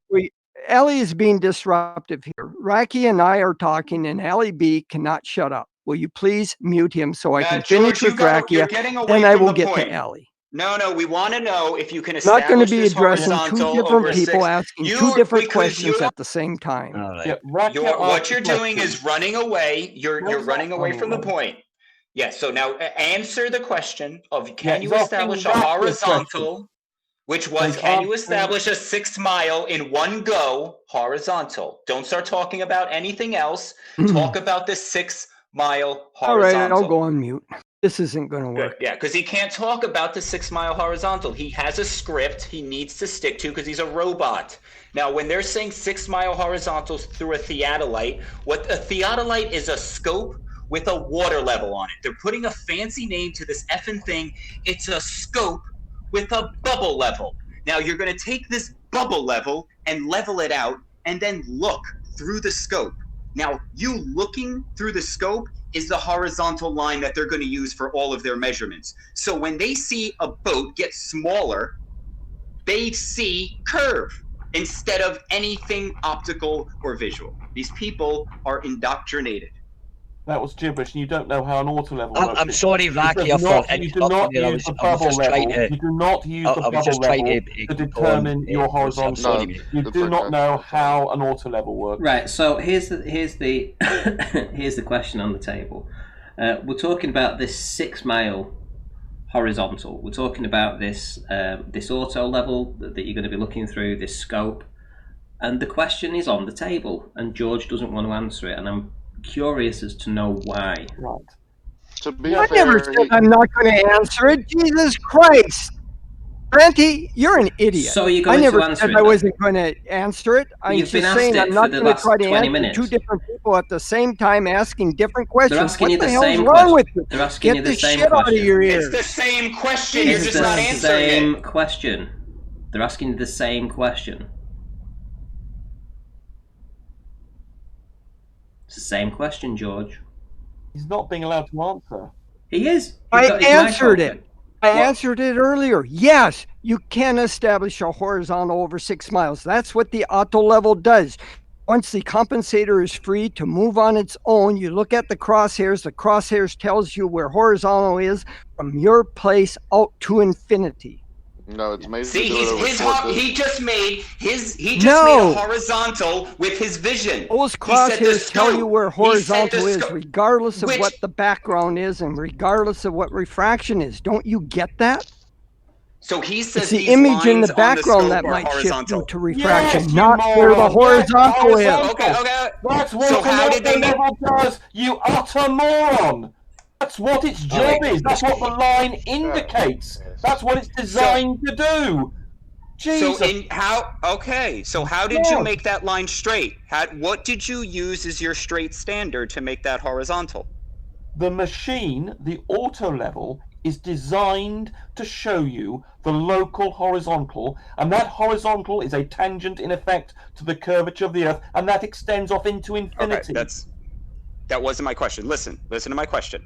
You're saying that the pure horizontal that you use is the scope. So the scope will have a T or a plus sign. Now you're saying the sideways scope, the sideways thing on the scope is your pure horizontal. Now I'm asking you, Why what does did you right the use? hand have to dominate? Can you not this interrupt thing? me? You claim I interrupt people. You just interrupt me. So what did you use to establish this pure horizontal that you then transferred to the scope? Okay, I'll answer that. Right, here we go. An auto level, as George described before, is effectively Brent, like, let me... You weren't George. Hey, Ranty, Lumpus, you're not you George. have a Let meaningful George. show. You need to shut up. Right the hand. He's just disruptive. He doesn't use surveying. Basically, shut up equipment. He everyone doesn't who's know cursing anything you about out. this Everybody stuff. be quiet. And all he's going to do Everybody is be quiet. disrupt. We're never going to get anywhere. I'm more than willing to answer questions, Everybody but I'm be not quiet. going to do it as long as right the hand is allowed George, to be quiet. dominate this show. George, be quiet. Right the hand just very succinctly and eloquently laid out the question that everybody else has been trying to say, but he did it in a very concise way that took less than 30 seconds that everybody got to understand. What's your problem with that?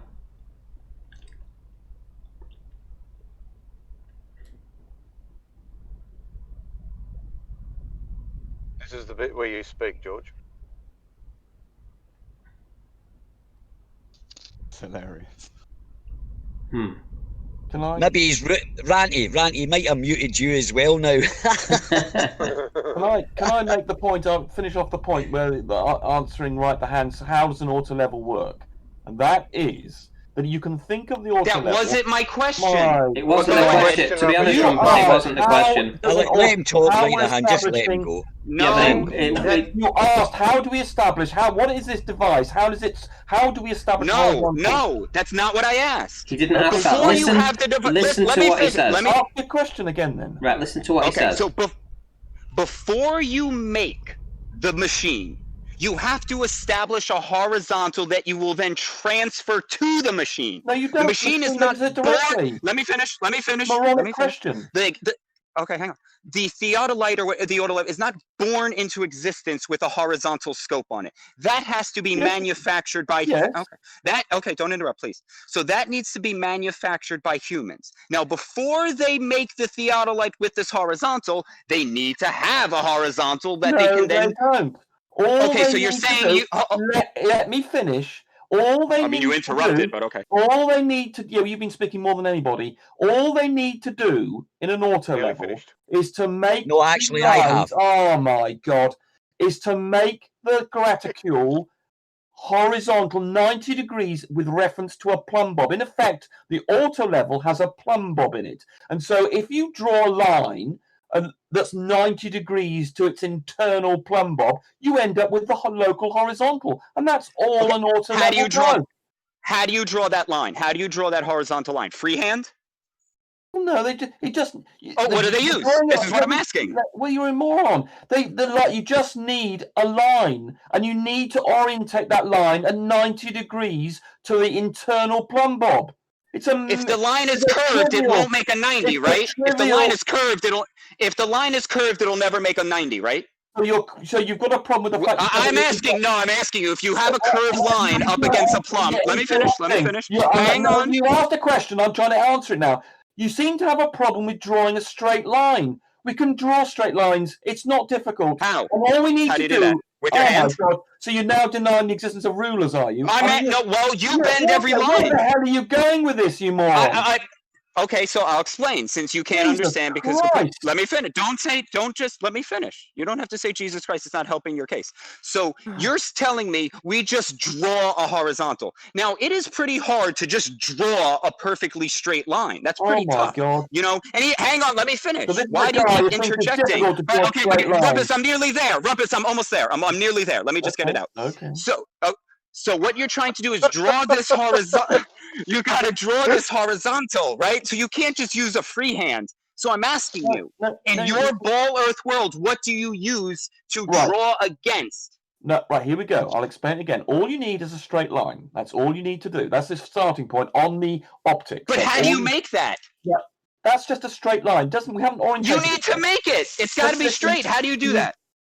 You don't know how. You think it's a problem to draw a straight line? Well, no, not for me. Not for me. In a flat Earth, I would use a water level to hang on. Let him make his point. Let him make his point, Rumpus. Let him make his point, Rumpus. Nothing to do with the Earth. You haven't Just let him make his. Just let him make his point, Rumpus. Just let him make his point. He's made his point. He's made. No, he hasn't. He's got whinging. Oh, Jesus Christ! I haven't actually been able to finish my bloody point. Because you toys out. him. I've only been able to go. Right, go ahead. Make your point.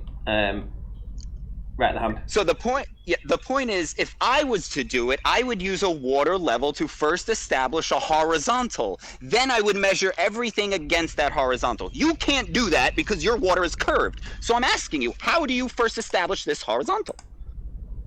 Simple. Maybe you can answer it, George. Answer what? I don't hear anything.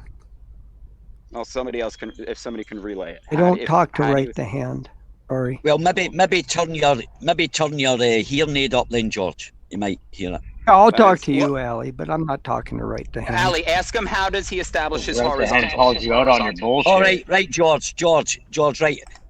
How do you establish your horizontal? Explain to Rumpus how you establish it, because he doesn't seem to know. So that's the question on the table. You can take it. Well, with an auto level, all you do is set it up so that the compensator frees itself. You do that by adjusting the auto level with the base screw so that the bullseye level is centered. And then you can hear the compensator, if you've got it set up properly, you can hear the compensator release. You look into the scope, you look at the crosshairs, you bring them into view. That's your horizontal. Right, one second. But wouldn't you have to check that horizontal was correct? You would do a back sight also, wouldn't you, to test it? No. Yes, you would. No, you Yes, wouldn't. you would. Not with You not have with to the check. not with the compensator You have free. to check. Listen. Okay, Wait Allie, a minute, Allie, George. I'm George, assuming. no, let No, me Allie, speak first, just a please. minute. Wait, Allie. No, I'm let assuming me, that because your auto level is properly calibrated. If you are no, questioning the George, calibration of your auto level, then yes, you do a 2-peg test, do a no, foresight George, test when to check the when auto you level. set up, Okay, so but I when want to you hear set up, Ali. I want to hear Ali's question. Go ahead. right, George, when you set up an auto level, right, to test that it's accurate and it's horizontal, you have to do a backsite, and you do that every single time you set up the auto level or any level at all. You have to check. You can't just rely on the bubble. You have to check with the backsite to check that it's horizontal. You have to do that. Otherwise, you'll get a false. Ellie, You can get a false Ellie, reading. Yes, Ellie. you do, George. Ellie, George, just I've a looked minute. into Let this. me answer. Will you let All me right, answer? okay, sorry. Okay. All the bubble bullseye for is to get the auto level within a degree or so that the compensator will start working. A compensator does not have an infinite adjustment range for the base. Once you get the base so it's fairly level and you hear the compensator releasing, you know that the auto level is properly working, provided it has been calibrated. These But you things have are to check it, robust. though, You don't George. always have to. No, you don't always have to check them every Yes, you time. do. But it's good. No, you don't. It's a good Yes, you practice do. to do so, as long as you haven't bumped that instrument around and abused it from day to day. It's going to be established. But if you want to check it, Allie, shut up and let me finish. If you Don't want tell to me to start shut your up. day, Allie, shut up. Jesus Don't Christ, say shut you're up. Just annoying. say let me finish. No, and I'll let you finish. just let me But finish. don't tell me to shut up. I'm If saying, you tell me to shut up, I'll keep no, talking. Please. No, I you would can have start removed your you job, already, George. You can field check your instrument. Yes, you can do the double peg test with a backside foresight. All right, I'm assuming that your auto level has been checked to see that it's properly working, that you don't have to adjust it. It's dead nuts on in for the auto compensator. So once you have that, you set up your auto level to where you want at your observation point. Crosshairs will be floating. Those crosshairs will indicate horizontal. Well, I disagree with that. You have to check it every time you go out there. You have to check your I instrument. just said you checked it and you confirmed that the auto And you level is backside working it. properly. Okay, let me intersect for just a second. Let me just intersect for George, just a second. Just a second. Sorry, Randy. So we've got a guy in chat that says apparently none of you know about these instruments. So I'll just read his comment, and then you can decide whether or not you want to take issue with this gentleman. So he's called where are we? He's disappeared now. Jay Walker. So Jay Walker says no. The horizontal is perpendicular to the free hanging plumb bob. That's what I just said. That's correct. I agree. Right. Okay. So that's what the compensator is. So you are correct. The compensator right, has a fine. free hanging plumb bob that adjusts the prisms in the optics. So if the hold on, let me compensator is released and working properly. So in order to respond to Jay Walker, it would seem that the guys that are on the panel do actually know about this stuff. So please stop spreading misinformation. Bob's Can't we deviate with move gravity beyond next this? to I mean, mountains. this is just basic stuff. I've heard that as well, Pleam. Yeah, but the thing is, George, any surveyor wouldn't take for granted when he sets up his level. You have to check it. You have to check at that That's level. fine. You can't Check just it rely. each time. Yes, I check Can my I finish? equipment each time. Can I but finish? Can I finish, please? Did you notice I never told you to shut up? Did you notice that, George? That's how Go people ahead. talk to Go each ahead. other. Have your say. Right. Thank you. I said you still have to. You cannot rely 100% on that is going to show level. You have to. You have to do a backside. Any surveyor worth his salt will check his instrument every time he pulls it out the fucking box, man. Every time. Okay, what are you doing with your backside? You're checking it when you turn checking it, it right? against what? What are you checking it? What are you checking it against? You're checking it against your foresight. Oh. So you're doing a I circle, want to right? see It's if you like, know what John, you're talking listen, about. excuse me, right? Let me finish. Let me finish, right? So what you do is you make your site and you determine, say you do a 70, like what you said, 75 feet or whatever, right? And then you take that as your horizontal. You set that up. Now to check that that's horizontal, you do a backside, and it's like if you're looking for the top, you're basically drawing a circle. Now that circle should be totally horizontal. So if I turned my auto level around and looked at the stadia on the backside, right, and it was showing lower or higher on the number given the height or whatever, yeah, it's not horizontal. So therefore, you have to check it. Can I finish? Okay, you have Ali, to check it every time. Am I Ali, wrong? Tell me what I said wrong. Yes, you are wrong. Right, I'm going to do a shout out to Gadfly13 for smashing the super chat, who says Ranty's panel show the Earth as flat, as it is. Rumpus interjects just to take the piss. Indeed, it does. A straight line is straight. And by the way, I'm not just saying that. He actually did say that when he came on the panel about a week and a half ago. Anyway, a straight line is straight and then it's bent, apparently, in the globe mathematics. A lying rumpus will say, that's not what I meant. ... Thank you for the super chat. Have my Yeah, say. it is, Gleam. That's what I'm saying. It's like talking to a child here, man. I want to tell you how to do this. No, Okay. no, let me explain and tell me where I'm wrong. George, You've got no George, no, professional qualifications to Allie, say it, George. This isn't working. This isn't working, Allie. No, calm No, down. it is working. Hey, it is working. take- I'm perfectly calm, mate. Take some meds. Take some meds. Take a Xanax. Take some lithium. Right. Do whatever you need to calm down, Allie. Just calm down. God, take No, a drink. it's okay, Good George. stiff That drink. gaslighting. Right, Dude, let that me, gaslighting Good doesn't work stiff with me, drink, mate. Allie. So let me ask George, your that doesn't work with me. qualifications. Go out, get George. yourself some ale, Allie. George, Calm down. calm down, mate. Mute Stop yourself, it. Allie, so that I can have my Stop say. being an Otherwise, idiot. this is gonna George, go on right, for listen. 2 You're having hours. a breakdown, George. Shut up. Allie, Everybody be quiet. Shut up, Allie. Everyone be quiet, or I'll start muting people. I don't want to do that. So, George, what's your qualifications in auto level use? I think yesterday you said you had experience of about 200. I've used it for about 200 hours. 2 years now. No, let me explain. If you take an auto level, if you want to check it before you start using it, what you do is you set up 2 pegs, 2 poles. What, you don't learn how to use it? You don't learn how to use it What's first. this got to do with your qualification? You put up your 2 auto. You set your auto level in the middle of 2 pegs. All right. You do what we call backside to the first peg. Put a mark on the peg that the crosshairs are hitting on the pole. You do the Then foresight you do a first, foresight. George. Shut up.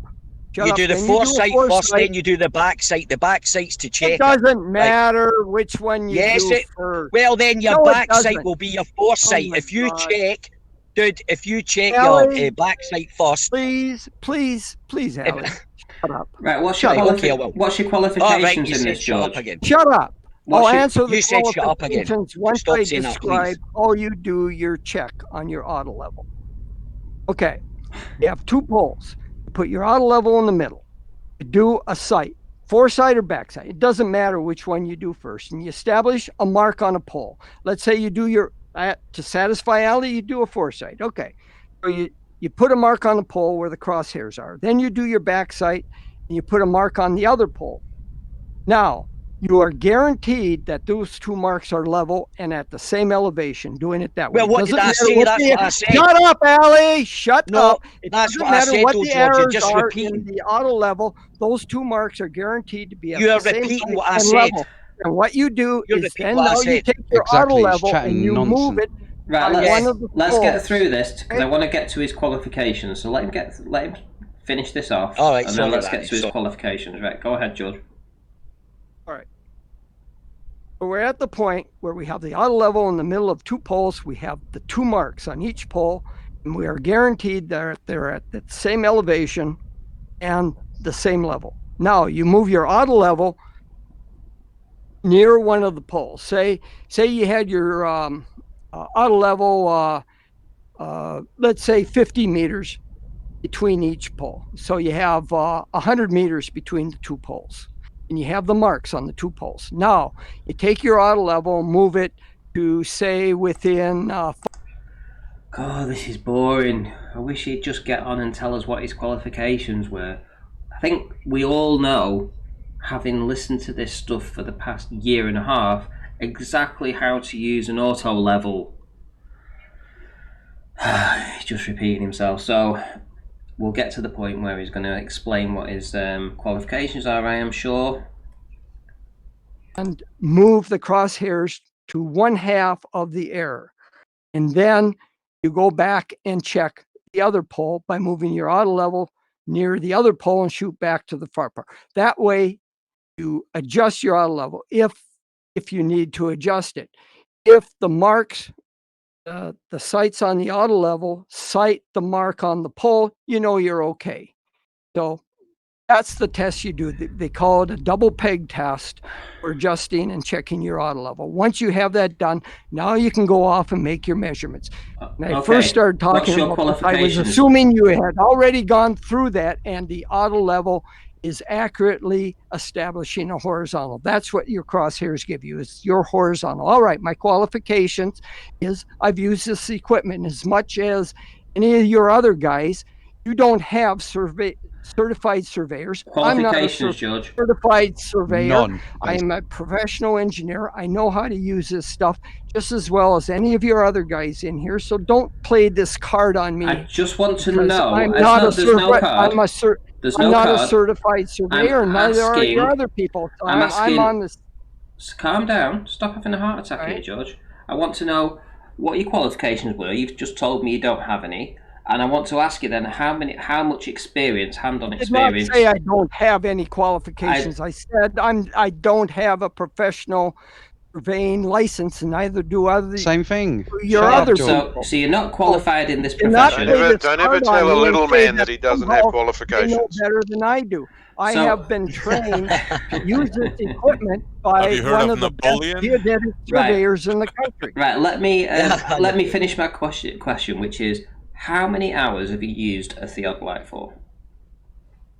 I told you that last night. It's probably around 250 hours. About 250 Don't disparage hours. learning how to use something on YouTube, because you can learn how to do things just fine on YouTube. I've done it myself. I learned how to put a computer together by watching videos and having people instruct me how to install things like CPUs and stuff. Videos on YouTube. I had hands-on No, instruction. I'm not saying you did. Someone said, how did you learn watching videos on YouTube, as if that was a bad thing? It's a perfectly legitimate way to learn something, just like learning in person from another person. Watching videos on YouTube. I was trained by one of the geodetic national advisors in the country by the name of David Zenk. You can look him up. But if you had learned on YouTube, that would be okay. How much time did he spend? Yeah, we can hear you, Jimbo. How much time did he spend teaching you? Say is that this device Hold on, Jimbo. does not have specs to Jimbo. do 6 miles. It would. 2 seconds, Jimbo. Randy's talking. Right, yeah, I'll just carry on. He's just getting talking over by Jimbo. Right, George, how much time were you trained to use this piece of equipment? What is all this about, Ranty? I'm just asking a question. How much time did he spend with you saying this is how you use this equipment? And then how much did you figure out for yourself? We had several sessions over many, many months. I logged the time in. I don't know. Let's say it's sufficient so that I can competently use the equipment.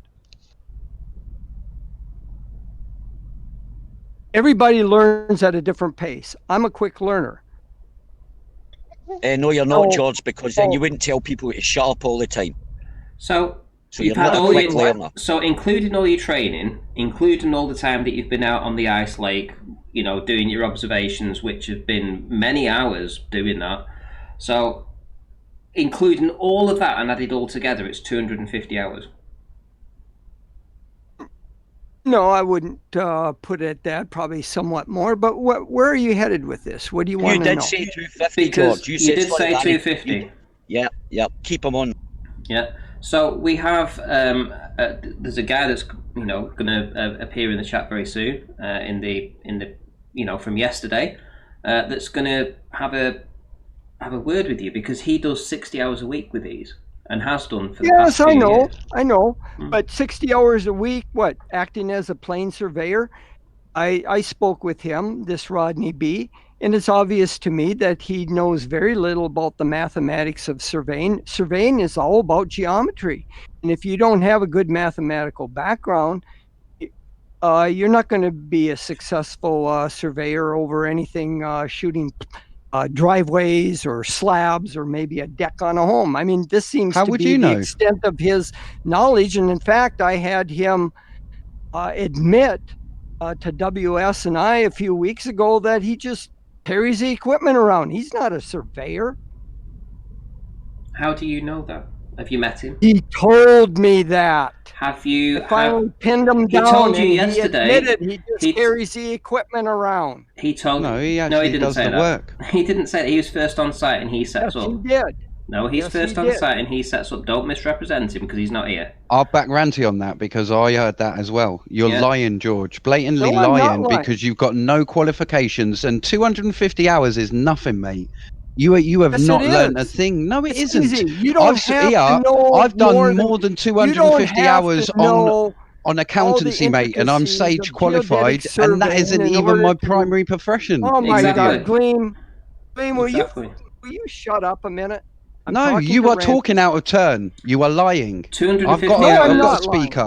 250 6 hours weeks work, George. Doesn't it's like you've done qualify it for you. 6 weeks. It's nothing. Yeah. You've done a summer holiday job everything. in school, mate. That's all you've done. Once you've been trained on the equipment. We're all going on a summer holiday. All right, so tell me. All right.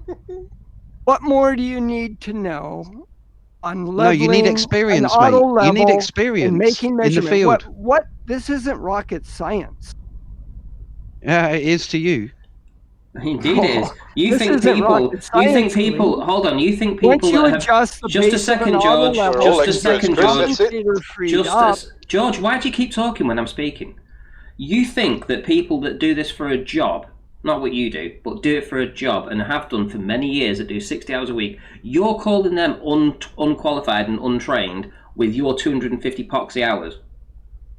Okay, can I compare that then? I'm much better than Can I compare that? George, can I compare that? I have only spent a few hours looking into electronic circuit boards. I know how PCBs are made, yeah, but I don't know how the chips work. You said yesterday, that you designed these chips. Imagine me coming to you and saying, you do not know anything about these chips, even though you've designed them. Can you imagine that? That is exactly what you're saying.